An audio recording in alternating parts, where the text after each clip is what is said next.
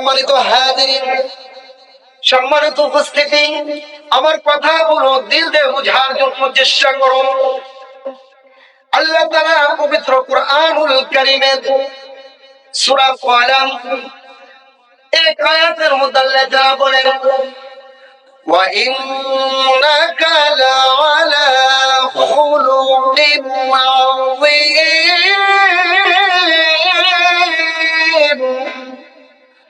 আল্লাহ তাআলা বলেন, হে রাসূল, নিশ্চয় আপনি মহান চরিত্রের অধিকারী।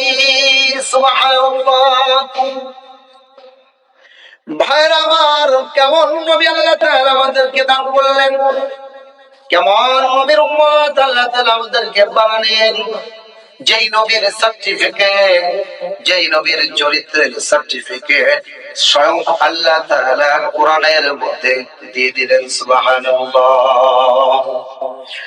কেমন নবী আল্লাহ তাআলা আমাদেরকে দিলেন, যেই নবীর চেহারা দেখে, যেই নবীর আদর্শ দেখে, যেই নবীর ব্যবহারের কারণে, যেই নবীর কথা শুনে একজন নয়, দুইজন নয়, অসংখ্য অগণিত ইহুদি খ্রিস্টানরা নবীর হাতে হাত রেখে মুসলমান হয়ে গেলেন। সুবহানাল্লাহ।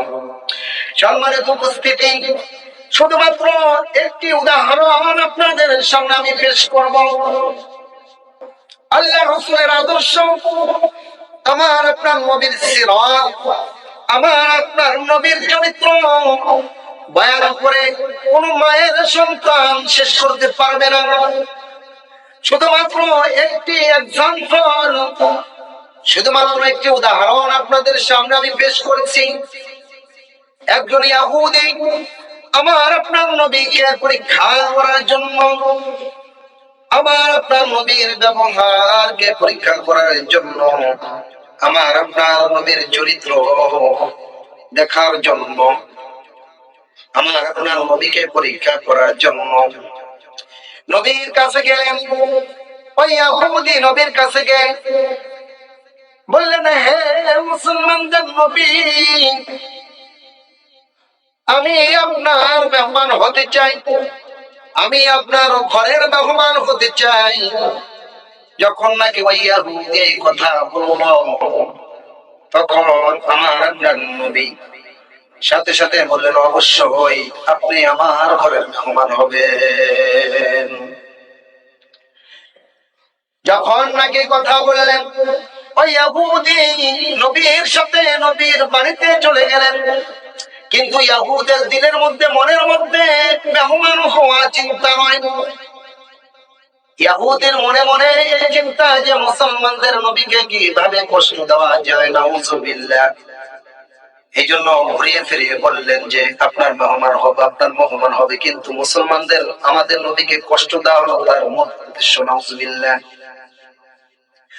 ওই ইহুদি নবীর সাথে তার বাড়িতে গেলেন। বাড়িতে যাওয়ার পর নবীজি তাকে সুন্দর ভাবে আপ্যায়ন করলেন, তাকে খানা খাওয়ালেন। গাভী বকরি দুধ দহন করে বকরির দুধ এনে ওই ইহুদিকে পান করালেন। এভাবে সুন্দর ভাবে ইহুদিকে আদর আপ্যায়ন করলেন। এরপরে তাকে বিছানা পাড়িয়ে ওই ইহুদিকে ঘুম পাড়িয়ে দিলেন। ঘুম পাড়ানোর পর ওই ইহুদির থেকে আমার আপনার নবী তার কামরায়, তার বিবিদের কামরায় চলে গেলেন। এখন ইহুদি একা ঘরের মধ্যে শোয়া। ইহুদি রাত্রে গভীরে উঠে আমার আপনার নবীকে কষ্ট দেওয়ার উদ্দেশ্যে ওই বিছানা পাতিগুলা যেগুলা ছিল, যেখানে ইহুদি ঘুমিয়েছিল, ওই বিছানা পাতিগুলা নিজে মল প্রয়োগ করে, মলমূত্র যা ছিল পোশাক পায়খানা করে ওই বিছানা পাতিগুলা নোংরা করে চলে গেল। নাউযুবিল্লাহ। এমন নোংরা করল, ফজরের আজানের আগ মুহূর্ত,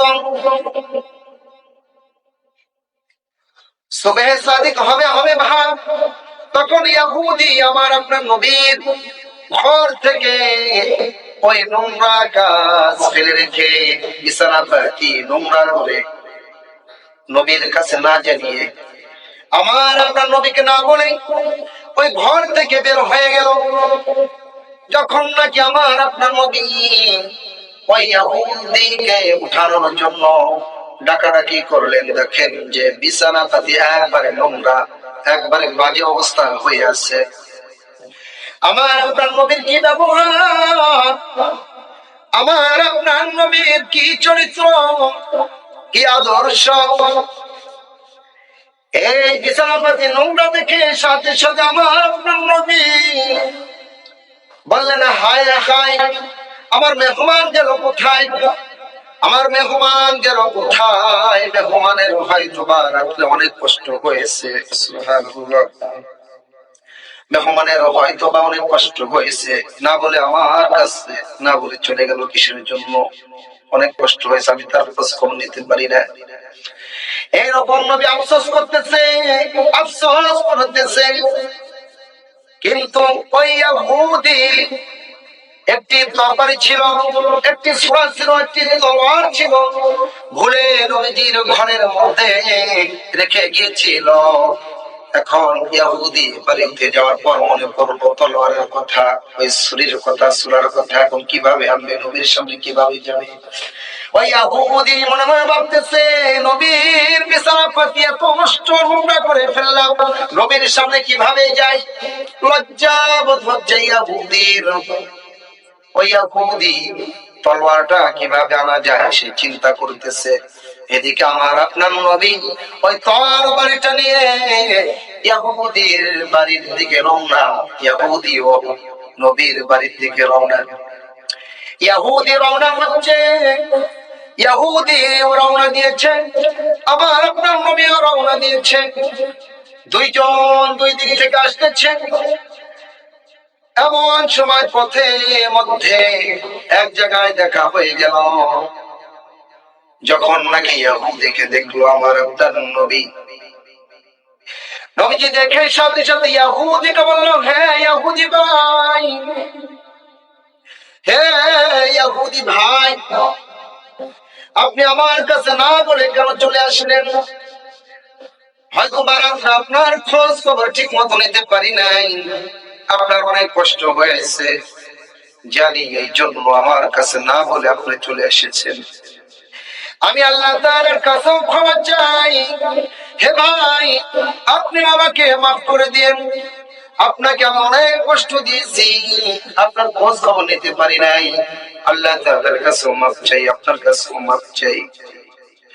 নবীজি সাল্লাল্লাহু আলাইহি সাল্লাম আমার আপনার নবী যখন এই কথাগুলো বলতেছিলেন, আমার আপনার নবীর ব্যবহার দেখে, আমার আপনার নবীর কথাগুলো যখন ইহুদি শুনতেছিলেন, নবীর কথাগুলো শুনতেছিলেন, ব্যবহার গুলা দেখতেছিলেন, এই নবীর ব্যবহার, এই নবীর আখলাক দেখে, নবীর কথা শুনতে শুনতে ইহুদি যে ছিল তার চোখ বেয়ে বেয়ে পানিগুলো পড়তেছিল, সুবহানাল্লাহ।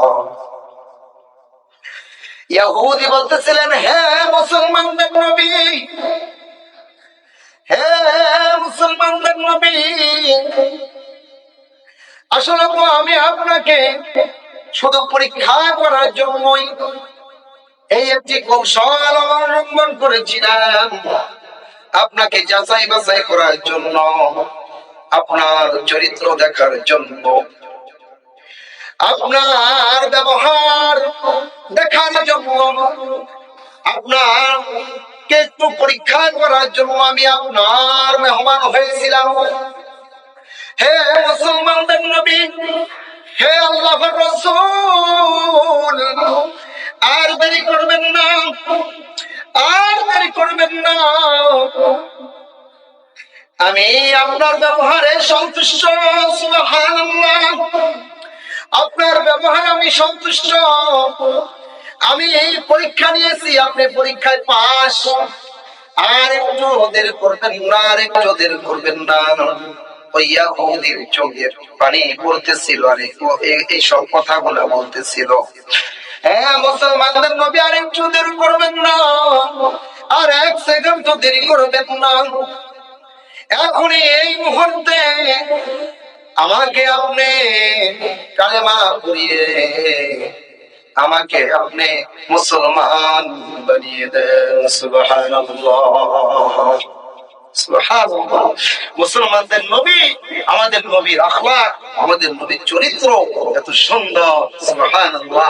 একজন নয়, দুইজন নয়, এরকম অসংখ্য অগণিত ঘটনা রয়েছে যে নবীর আখলাক, নবীর চরিত্র, নবীর ব্যবহারের কারণে অসংখ্য অগণিত মানুষ ইহুদি খ্রিস্টানরা দলে দলে নবীজির হাতে হাত রেখে মুসলমান হয়ে গেছে। সুবহানাল্লাহ। আল্লাহ তাআলা আমাদেরকে নবীর চরিত্র, নবীর আদর্শ গ্রহণ করার তৌফিক দান করুন। সকলে বলে আমিন।